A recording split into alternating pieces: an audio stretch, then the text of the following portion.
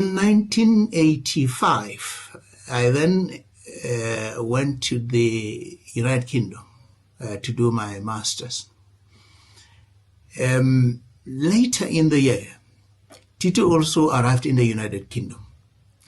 At the time in Scotland, where I was, the ANC had no presence at all.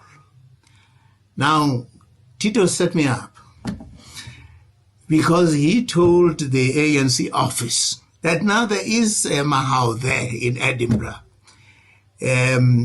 who has to be there to articulate solidarity positions.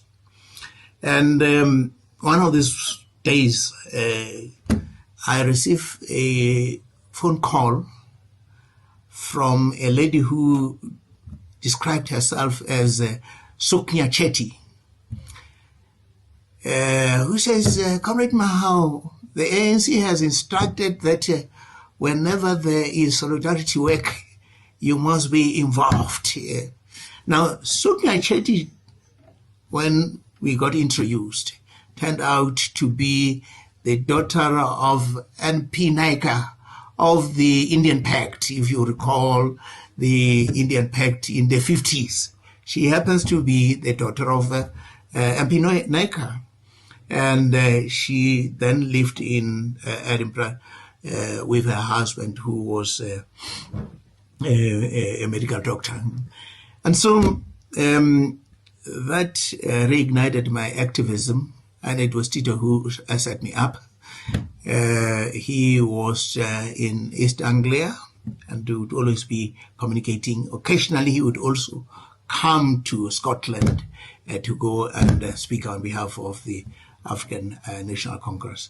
Otherwise, he would spend his holiday at the, you remember the South African Communist Party published the African Communist, and the person who was in charge at the office was the now deceased comrade Sonia Banding. And so Tito worked with him at the African Communist, and he would also publish under an assumed name in the African Communist. Because I knew his writing, I would know this is Tito's article there. So there he was, and then, of course, he came back after 1990. As they say, the rest is history. He became the first Minister of Labour, taking as his Director General Sipho Pichana, an old friend of and comrade of his, and subsequently moved to the Reserve Bank.